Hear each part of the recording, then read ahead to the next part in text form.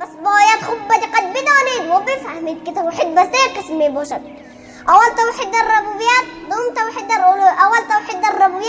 توحید الالوهیت، سوم توحید الاسماء و صفات الله تعالی. اول توحید الربوبیت عبارت از این است که خالق و رازق و مربی و مدبر همه مخلوقات تنها الله تعالی میباشد. هیچ کس شریک نمیباشد، نه پیغمبر، نه ولی، نه ملائکه، نه سید، نه پیر، نه جن. دوم توحید الالوهیت عبارت از این است که صاحب شریعت و فرمان و لایق عبادت و بندگی تنها الله تعالی میباشد، هیچ کس شریک نمیباشد. سوم توحید الاسماء و صفات الله تعالی عبارت از این است که 99 اسم از برای الله تعالی میباشد، فقط نه برای غیر آن، از قبیل رحمان و رحیم و رؤوف و غفار و ستار و غیره میباشد که از برای هر یک اسمای الله تعالی معناهای بسیار میباشد و پیغمبران همه فقط به خاطر تعلیم و رهنمای توحید فرستاده شده است. الله تعالی فرموده است در سوره نحل آیت 36: ولقد بعثنا في كل امة رسولا ان يعبدوا الله واجتنبوا الطاغوت. ترجمه: الله تعالی میفرماید ما برای رهنمای هر امت پیغمبران را فرستادیم که فقط یک الله را عبادت کند و از عبادت طاغوت اجتناب ورزند. عبادت و اطاعت بغیر از الله را طاغوت میگویند. نظر به فرموده الله تعالی تا کافر به طاغوت نباشد ایمان شما کامل نمیشود. چنانچه که در سوره بقره آیت 256 چنین فرموده است: فمن يكفر بالطاغوت ويؤمن بالله فقد استمسك بالعروة والوثقى لا انفصام لها والله سميع عليم. ترجمه: هر که از طاغوت انکار ورزید ایمان تنها به الله آورد حقیقتا به کتاب محکم الله تعالی چنگ زده است. هر کسی که دست آویز خود کتاب الله و حدیث رسول الله را قرار داد یقینا شخص مؤمن و واحد می باشد. اگر بغیر این دو طریق و طرق دیگری چنگ زد خواه به شرک داخل می شود. چنانچه که رسول الله صلی الله علیه و سلم فرموده است: ایها الناس اتقوا هذا الشرك فانه اخفى من دبیب النمل. رواه احمد. هذا حدیث صحیح. ترجمه: ای مردم از شرک پرهیز کنید زیرا که شرک از پاهای مرچه کرده خفی و پنهان به انسانها میرسد. پس ای مسلمانان جهان، رسول الله صلی الله علیه و سلم شرک را از پاهای مرچه کرده خفی تر ذکر کرده است. آیا به اعمال خود از شرک پرهیز کرده اید؟ آیا آرنده خیر و شر غیر الله را نمیدانید؟ وقتی که برف و باران و طوفان سرد میگیرد نمیگویید از سر فلان ستاره یعنی عقرب یا توغله. اگر بالای مریض شخصی که شما خوش ندارید احوال پرسی بیاید نمیگویید فلان شخص بالای مریض آمد مریضیش زیاد شد.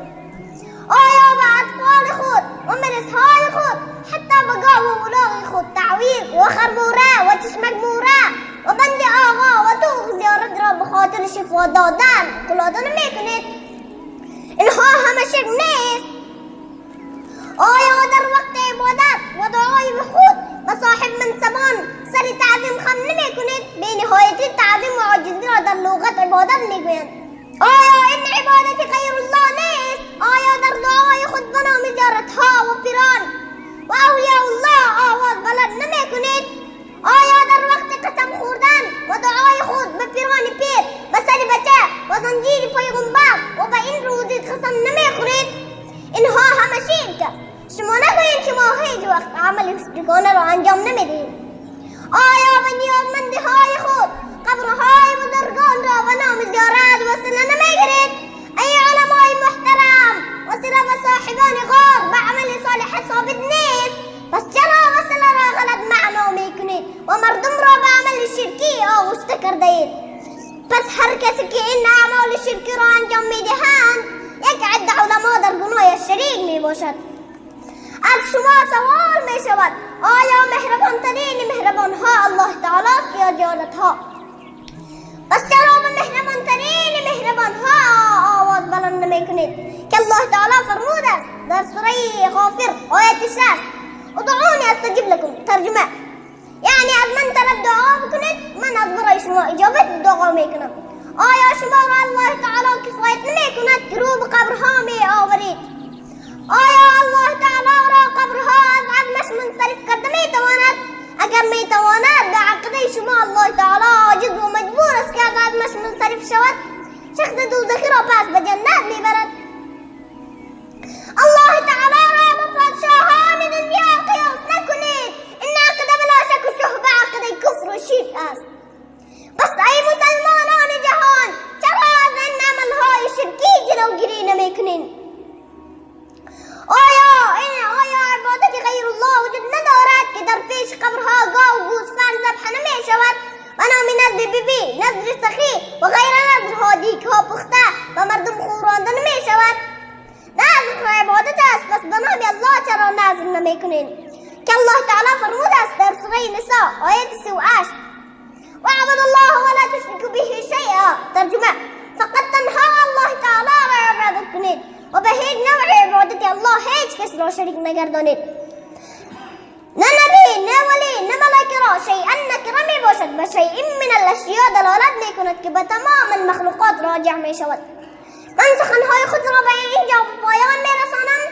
شکرا جزیلا لاستاذی ابو عبید الله متوکل حفظه الله واعطى لي وقتا كثيرا، وشكرا لمساعدتي كأتمنى لك نجاحا كبيرا.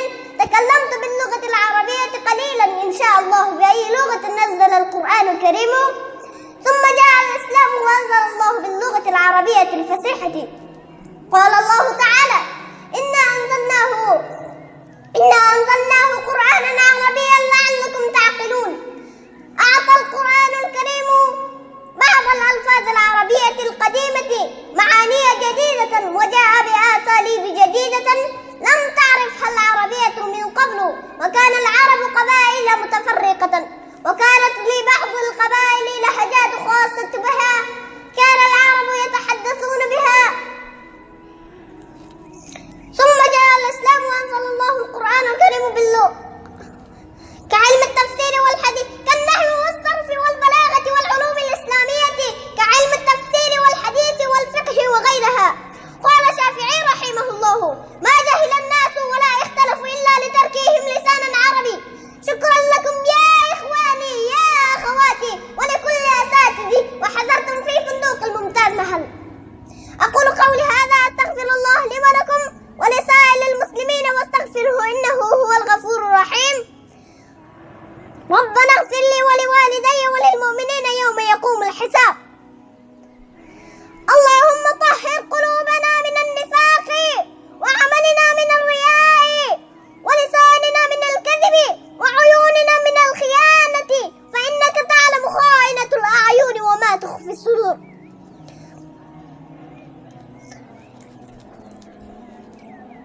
اللهم إني أسألك الثبات في الأمر والعزيمة على الرشد، وأسألك شكر نعمتك وحسن عبادتك، وأسألك قلبا سليما ولسانا صادقا، وأسألك من خير ما تعلم وأعوذ بك من شر ما تعلم، وأستغفرك مما تعلم وأنت علام الغيوب.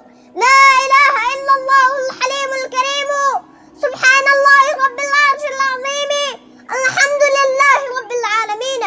أسألك موجبات رحمتك وعزائم مغفرتك والغنيمة من كل بر والسلامة من كل إثم.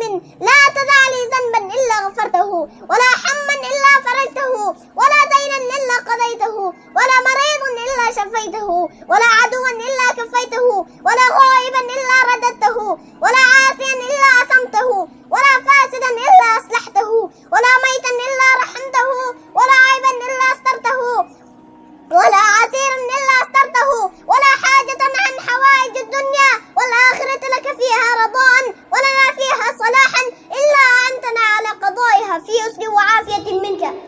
اللهم أعد الإسلام والمسلمين، اللهم انصر الإسلام والمسلمين، اللهم انصر المجاهدين في كل مكان،